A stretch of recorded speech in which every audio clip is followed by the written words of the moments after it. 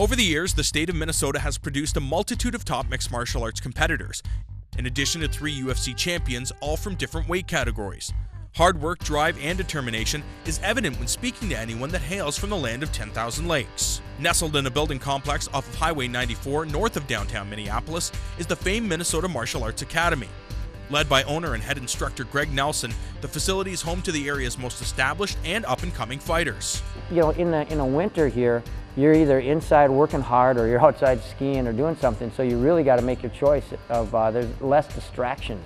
And that work ethic of getting up every day, whether it's cold, whether it's really a hot, muggy summer day, whatever it is, you're in the gym and you're working, and there's so many different, types of environment here that we get to work through, that I think that's a big part of it, that work ethic. A lot of farmers, a lot of wrestling. Like my son, he's 9 years old, he already has almost 200 wrestling matches, and that's normal. Minnesota is a state that is rich in wrestling history and its traditions. Wrestling is an evolving grappling art that has ingrained itself in Midwestern American culture.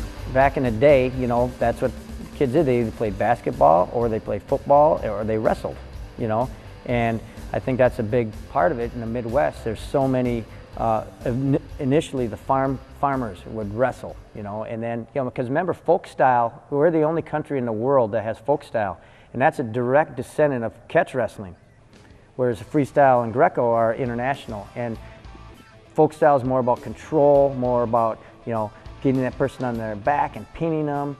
It's a different feel and a different style. So that, was definitely part of the, the farm community, the catch wrestlers. So I think that's a big part of it. Nelson, a Brazilian Jiu-Jitsu black belt under Pedro Sauer, first opened the academy doors in 1992 and hasn't looked back.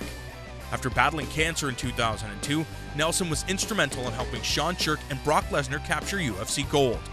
Nelson feels the evolution of his own game has helped him stay sharp as a head coach. Well, as a trainer, I have to, be on, top of my game as well. I got to see what's working out there, what are the new innovations as far as training methods. If I see some technical aspect of the game that really looks sharp from one fighter and I say, man, that looks like it could work for one of my guys, you always got to be on top of the game as far as that goes. Nelson's dedication to his craft, coupled with his love for the art, is one reason why he and his team have enjoyed success. We have a good amount of people here that have that ability to look at a fighter because they themselves have fought enough, have been in the game enough. So we all come together and say, okay, this is where I think we can really excel. This is what we have to develop. This is how we got to kind of work our game.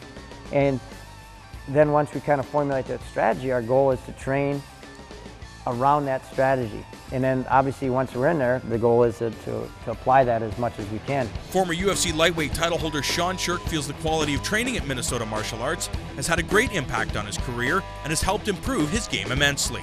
I mean, you need to be very well-rounded to be successful in this sport, and obviously you have to be a good athlete to be well-rounded in all those different aspects, and you've got to be smart too. I mean, this is a thinking man's sport.